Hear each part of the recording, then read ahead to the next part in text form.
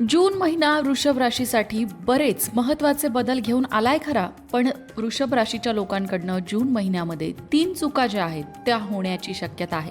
पण आमचा व्हिडिओ आहे ना, जो तुम्हाला सावध करतोय. कोणत्या आहेत त्या 3 चुका ज्या तुम्ही टाळायला हव्या तेही बघूया आणि जून महिना वृषभ राशीसाठी कसा असणार आहे तेही बघूया.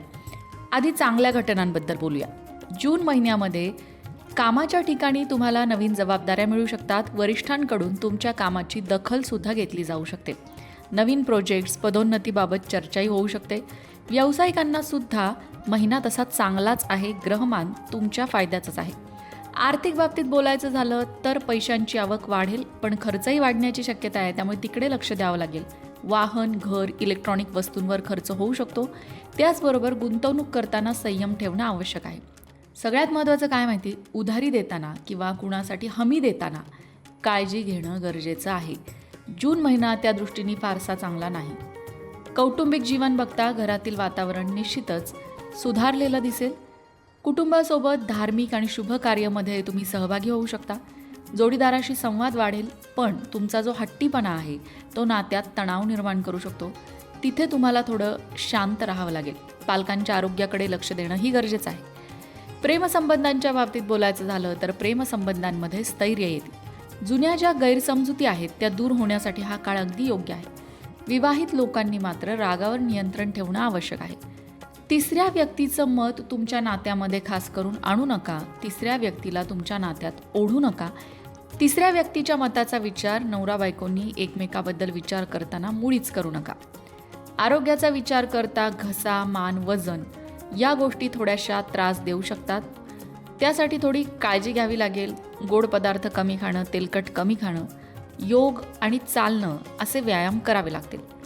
आता वळूया त्या चुकांकडे ज्या जून महिन्यात वृषभ राशीच्या लोकांकडनं होऊ शकतात.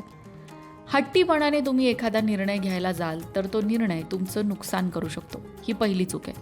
वृषभ राशीच्या लोकांचा स्वभाव मुळात थोडा हट्टी असतोच.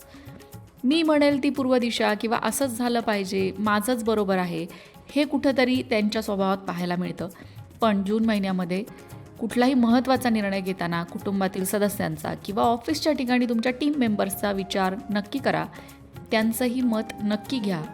तुमच्या हट्टीपणामध्ये कुठलाही निर्णय भावनेच्या भरात अजिबात घेऊ नका. दुसरी महत्त्वाची चूक म्हणजे अति आत्मविश्वास टाळा. खास करून मोठी गुंतवणूक करताना पैसे जर कुठे गुंतवायचे असतील तर अति आत्मविश्वास जो आहे तुमचा तुम्हाला अडचणीत आणू शकतो. तो तुम्ही टाळायला हवा.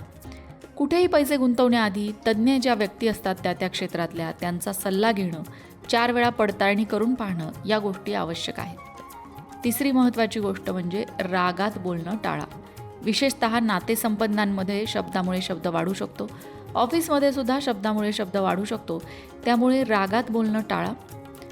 आळस करू नका. जून महिना तुम्हाला संधी देणारा असणार आहे, पण ती संधी योग्य वेळी तुम्हाला कॅच करता आली पाहिजे. त्या संधीचं सोनं करता आलं पाहिजे. आळस तुमच्या हातातनं चांगल्या संधी दूर घेऊन जाऊ शकतो. म्हणून आळस या महिन्यात टाळा.